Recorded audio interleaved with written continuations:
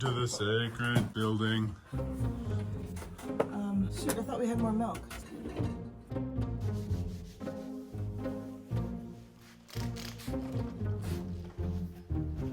Today's cheese, oh, you're running water, come on. Today's cheese is a Flor Azul, a blue flower, making a blue cheese. I chose the recipe because it's simple and straightforward, and also because people have been asking me about blue cheese. And the blue cheese I made before was brined, and it puffed up and I had trouble, though I think it was probably fine. This one is going to be salted on the outside.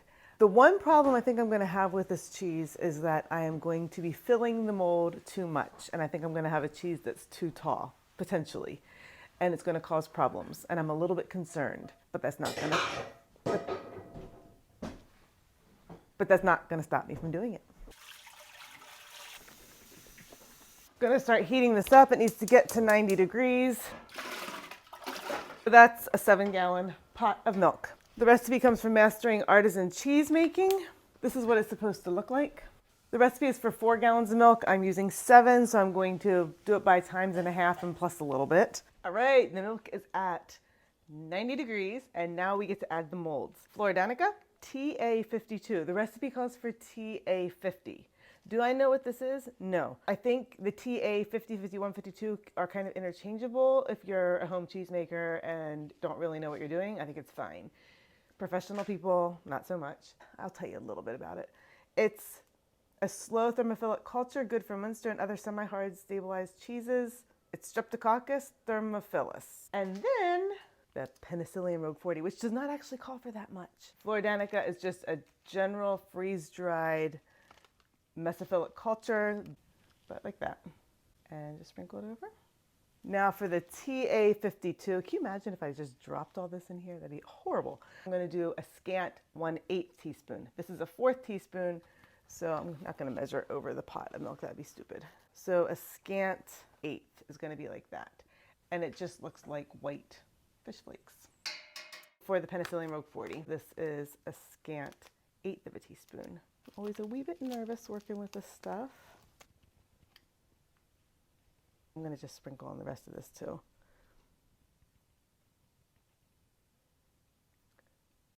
I just salt and peppered my milk. Okay, giving this 2 minutes to rehydrate.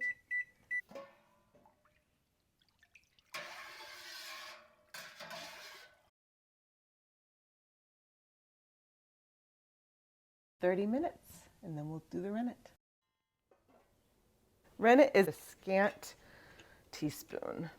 Dilute that in a little bit of cool tap water. And then this gets stirred into the milk for no more than about 30 seconds or so.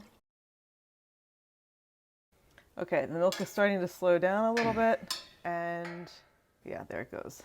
So now I'm just gonna let it rest for 30 minutes. I think it might take a little bit longer just because that wasn't much rennet, but we'll see. Oh, look how liquidy that is. It is so not set. This is gonna take a while. It's pure milk. I think we're in trouble. I think this is gonna take hours. I'll set it for another 30 and we'll just keep checking. Shoot.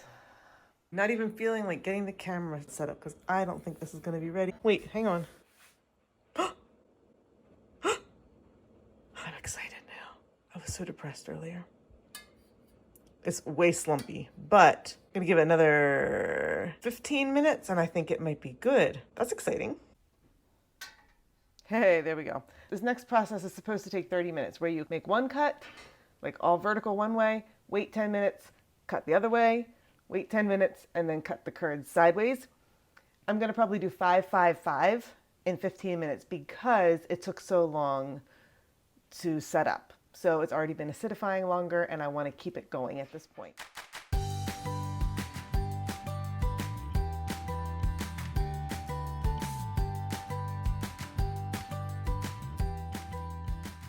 I'm supposed to hold it right now for 45 minutes and stir it occasionally. It's at 90 degrees. I haven't tempted. It's probably dropped a little bit. It's cold in the house. This is a stainless steel stir that my husband got me for my birthday that you can stir cheese because it's flat.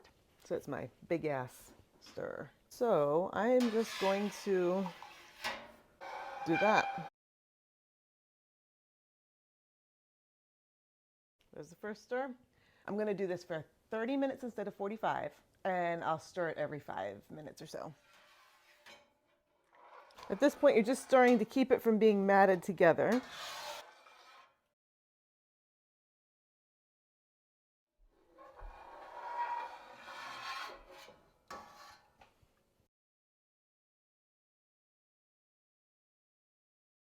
We are going to skim off the whey to the level of the curd, and the curds are right there, so this is going to be probably a fairly slow process. All right, friends. This is where it's going to get fun. It says to line a large tray with muslin or organdy. Transfer the curds to the draining table. Set it at an angle so they can drain. Maintain it at 72 degrees for 1 hour. I don't have a table to drain these on. If I cleaned out my sink really well, scoured it, sterilized it, lined it with cheesecloth, put the curds into it and let it like drain down the drain, that'd be really cold. I'm looking to see if Charlotte's giving birth yet, but I don't think she is. So we're just going to scoop it into here and just drain and scoop, drain and scoop. Lift this onto the table right here. We are going to try to get all these curds into here. I might need to use 2 colanders.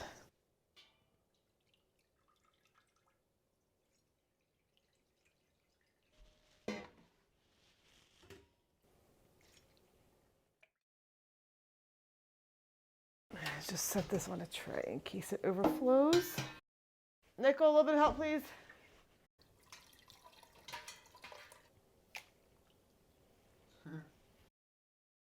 That wasn't so bad.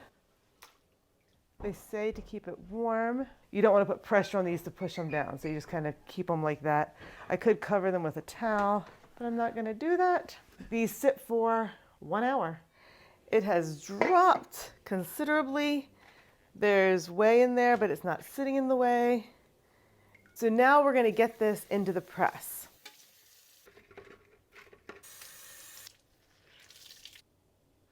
We are just supposed to kind of crumble up this curd and dump it into here. And you want air in this because the blue mold needs the oxygen to help it grow. So you don't want it to be pressed hard. So that's why I'm breaking it back up. That's about half the curd. So it's going to be pretty tall. Lovely stuff.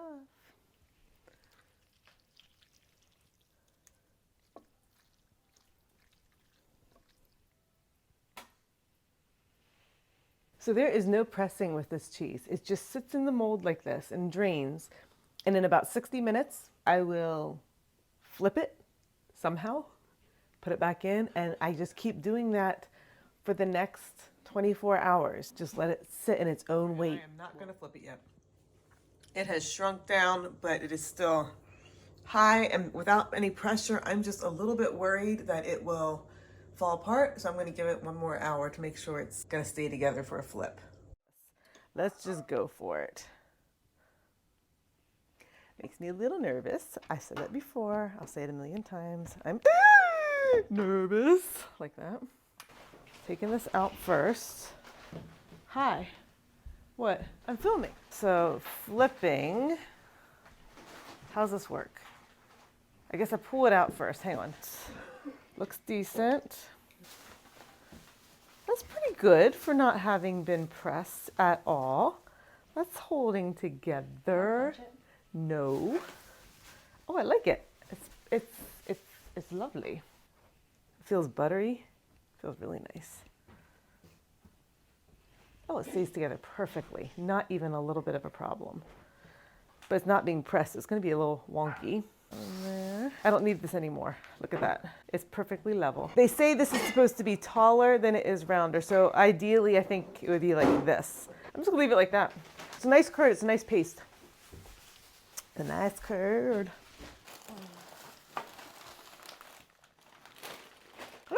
Candles! I'll let this just sit here till bedtime.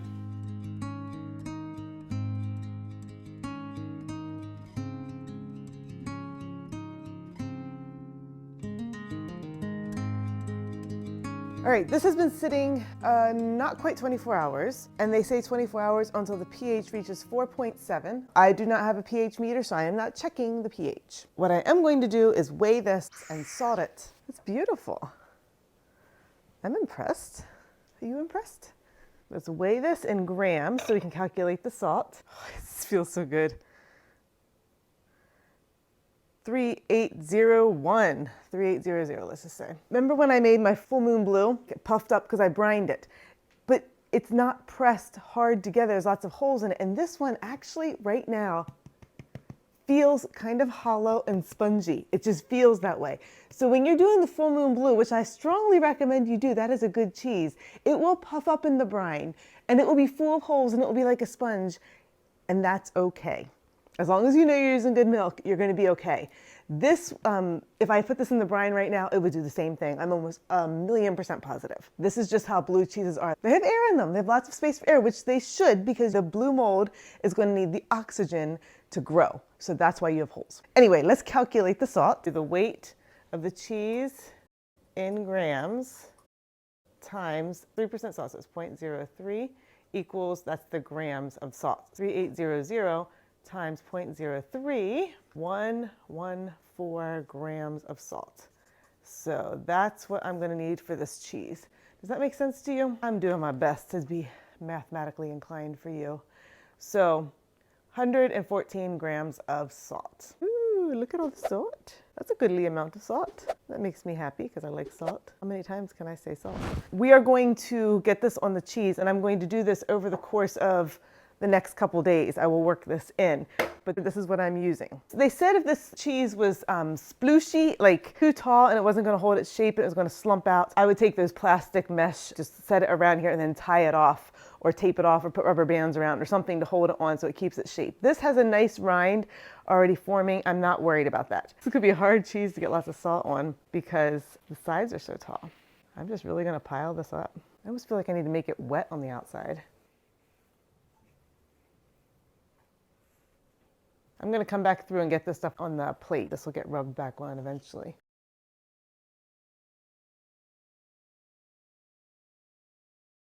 This might start slumping as the whey starts expressing. I don't know. We will see. I'm going to pile a little more on top. And then I'm just going to let this sit on the table. I imagine this is going to get all glistening wet in short order. It almost doesn't fit in here. It looks like a cake. It looks like a sugar frosted cake. So pretty. Just got home and got the cheese. Check this out. This is looking a little alarming. Oh no. I'm worried. I should have kept the side on it. Shoot. Look at this. Ah! Like a marshmallow. I don't know what to do. It still's keeping the rind, and this is all getting wet as it should. I don't know. I guess I'm just gonna keep going. Like, I mean, so what if it gets slumpy? How much liquid is on the bottom? Oh yeah, there's a lot of liquid. Let's dump that off. I'm gonna put a little bit more on, try to get around the edges. I guess maybe what I should have done is left it in the mold and salted it in the mold. That would have helped it keep its shape. Okay. So it's a little bit slumpy, and there's salt on top, and I'm concerned that the salt is not going to be working its way in as it should. So I'm going to take off some of this salt and weigh it, just because I'm so afraid that I'm going to over salt this, or worse, under salt it. So that's 11 grams, 13. Okay, lots of whey, and then flip it. This probably should have been flipped last night, but I didn't because I would hoped overnight it would work its way in more, and it didn't.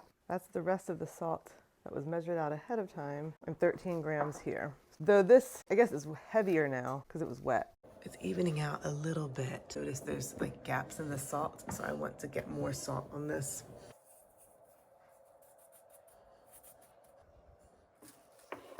It has definitely slumpified. There's still salt in it, which I'm not going to worry about.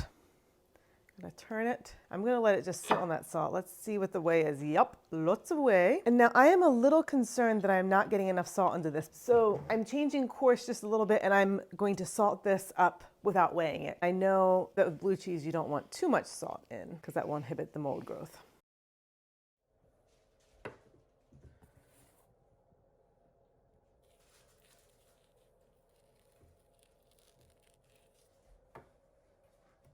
Ta-da! The cheese is ready to go in refrigeration. Yep, more whey. I salted it last night briefly, and I think that's just excess now. Let's turn it over. Yeah, This feels good. It feels like there's a hard rind. It's very firm. I'm just gonna keep some of the salt on this side. This is supposed to go in a cheese cave for 7 days and then we pierce it. And this is the best news. I have a new cheese cave. I got a wine fridge from Facebook Marketplace and it is in excellent condition. And I am so excited because now I can keep cheeses open and have a natural rind develop without fear of the cheese or goop water condensation dripping down on things. I'll just be flipping this every day. And it's set at 50 degrees. Isn't that handsome? Oh, so excited. Oh, wait. Holy cow, hang on. There's blue already. That's exciting. Yeah, it feels nice. I flipped it. I think it could be pierced. Guess I gotta go find a knitting needle. Look what I found, my friends. I found knitting needles. Now I'm supposed to pierce it all over and let it sit without turning for 7 days. And then flip it, pierce it all over again, let it sit for the next 7 days. I am going to put it into this container. I'm just afraid it's gonna dry out and I'm afraid it's gonna contaminate the other cheeses in the cheese cave. Yeah, this feels a little bit dry to me. It's like 4 punctures every inch. Goodness. Goodness. Oh my word. I'm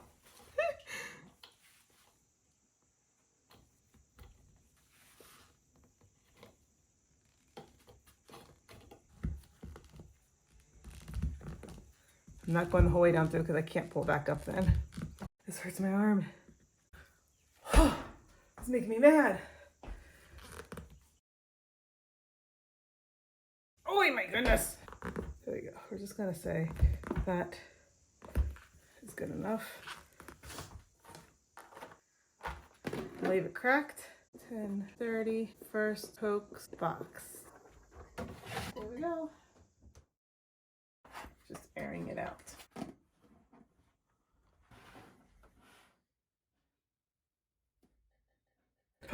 Ooh, smells blue. Ooh, what the heck? Why is it coming out the side and not the top? Okay, put it back in. Look at all that blue gnarly stuff coming out. It's all on the side, it's not on the top, which is interesting. That smells like blue. Just going to pierce this all around again.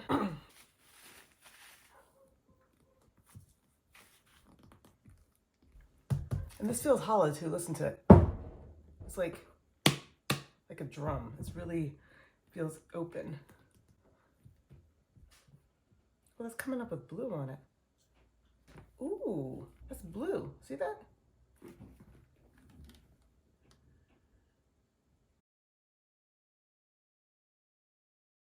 I think it's enough holes. If there's not enough oxygen into here, I don't know what will give it enough. Back into the cheese cave. It is getting coated. It's beginning to feel a little sticky. That's the side that I pierced first. This is the side I pierced most recently. But all these holes look blue. Like there's blue coming out of this cheese. I'm just gonna keep leaving it here. I'm not filming all the time, but what I'm doing is just coming in every couple days, taking the lid off, checking it, lifting it up, putting it back down so it gets some air movement. I'll show you when it looks different or as things change. That there is a lot of blue. Like on the top, it doesn't look like much. But then it's blue all around the sides here. Look how it's caving in. Can you see how it just goes whoop like that? It feels a little bit wet. Not wet, but like sticky. Not sticky like bee linens yet, but it's getting there. Ooh, that feels spongy right there and squishy soft. This feels hard. Right there's a spongy spot. I'm not sure what that is. Smells good. It smells like blue. There's another spongy spot. I wonder if I just got too many holes in that spot and there's too much air in there. You can see blues coming through there. There's all the blue on my hands. It feels really light, like it's air, like there's not much there. It's not a substantial cheese, which is curious.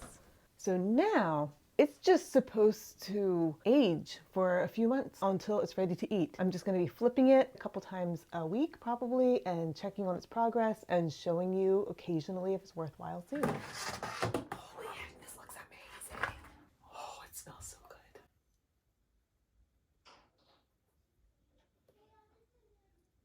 It's dry, but slight stickiness right here. And then it's getting like this white powder. The white stuff is coming up.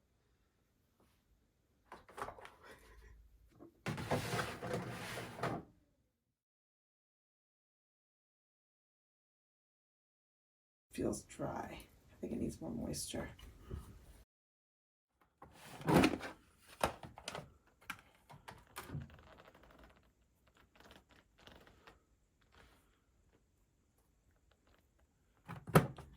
It's not completely time yet to taste this blue cheese, but I want to. So let's test it. Had it sealed in here because I felt like it was maybe drying out. It feels a little bit sticky, not sticky, but just a little tacky sticky. And it's looking pretty good. It's also looking pretty dry. It feels hard, quite hard. Oh, I may be doing something stupid because I just realized I got the blue cheese out with all the blue dust, and I'm in the middle of making a Colby cheese. So we'll see if I get a Colby blue. So to test it, we're just gonna go straight in and curve this around.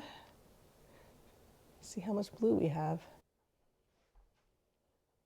Oh, we have only blue, my friends. There is no cheese. That is all blue.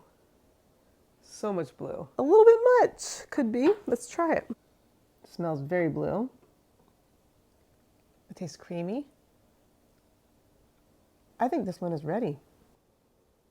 It feels dry and crumbly, but the cheese part itself is actually creamy. It's a very smooth paste. It's very nicely salty. It tastes very similar to the Full Moon Blue. That is so good. Stopper up this hole again. Oops, look how crumbly that is. Wow. Gonna try to get some of it back in there. And then try to get the whole part. Let's go, let's go.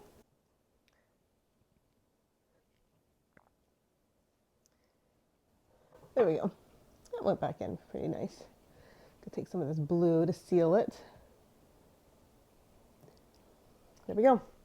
I'm gonna let this keep going a little bit more, but I think we have ourselves Christmas blue. Yeah, it's beautiful and it's very, very blue.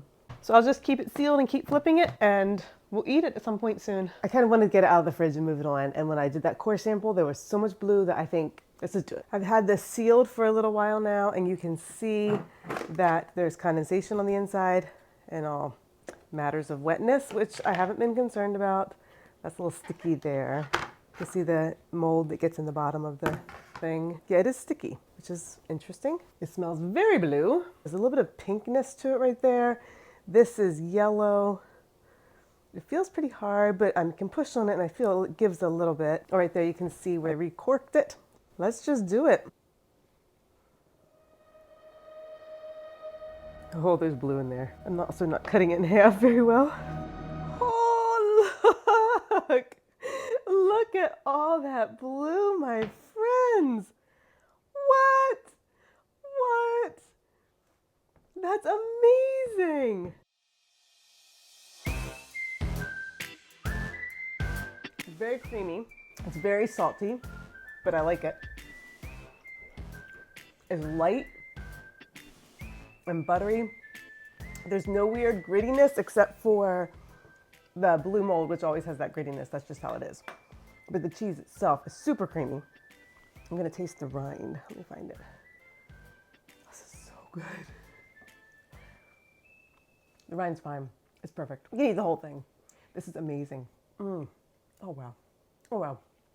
I have some friends who have been waiting and waiting and waiting. When are you gonna make another blue cheese? You gotta make another blue cheese. I made another blue cheese.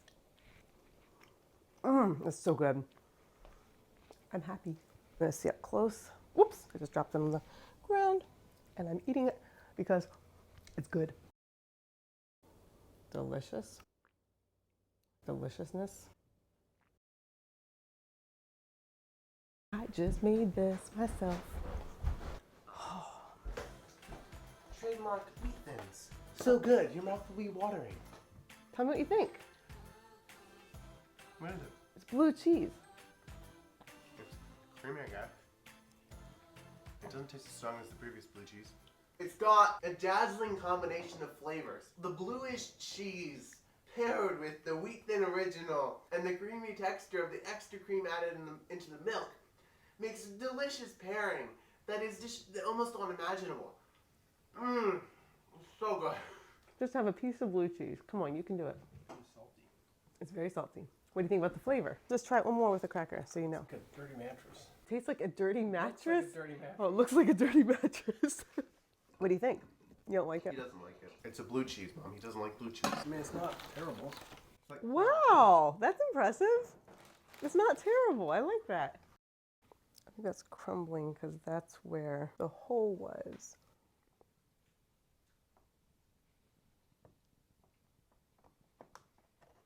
It's a crumbly, crumbly cheese. So now blue cheese is not supposed to be vac packed. You actually can vac pack it. In the vacuum pack, it is deprived of oxygen, not immediately, but over the course of 2 to 4 to 6 to 8 weeks, I'm not sure when exactly, this will start to turn brown. It still tastes fine, it just isn't as attractive. So you just don't want to necessarily vacuum pack it unless you're going to give it to somebody, you know, in a week or two.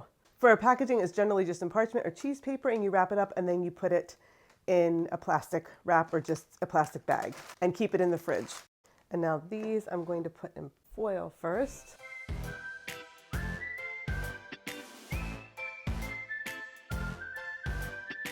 These are all my Flor Azuls. What they're gonna do is go into a Ziploc bag, and I'll pop these into the fridge. Do not leave cheese sitting just in cheese wrap or parchment paper in the fridge, because this is what happens to it. Call it dry and much like a brick that is. It is like rock. So anyway, make sure that when you put it in cheese paper, that thing you wrap it in plastic or put it in a Ziploc baggie or something to keep it from drying out like this. I'm always a little bit uncertain about whether or not the cheese is actually good. So I gave some to my friend whose husband has been asking for this cheese, and I got the review back. Better than the last one, which was blue-ish. Has just the right amount of blue cheese flavor. As good or better than any other blue cheese I've had. The last one was milder. Oh my word, I just kicked Nicholas out so I could film. Leave. The last one was milder, this one was just right. I think my son said this one was milder. Either way, I think they're about the same, which I find interesting because one was brine and one was dry salted. I guess the disappointing thing to me about this cheese is that you can't really tell them apart. I did 2 different methods, 2 different recipes. They kind of turned out identical. So what I am wanting to do next is figure out some type of blue cheese that is quite a bit different from the ones that I've already made. I have created a playlist that you can go to. I'm going to link to it right now here. You can go see all the other blues I've made. It's not that many, but I will be adding to it as we go along. And I would love to hear your suggestions about what blues you have made that you've really liked and that I should spend time figuring out, or ones that you would just like to learn how to make. The bread's done. See ya.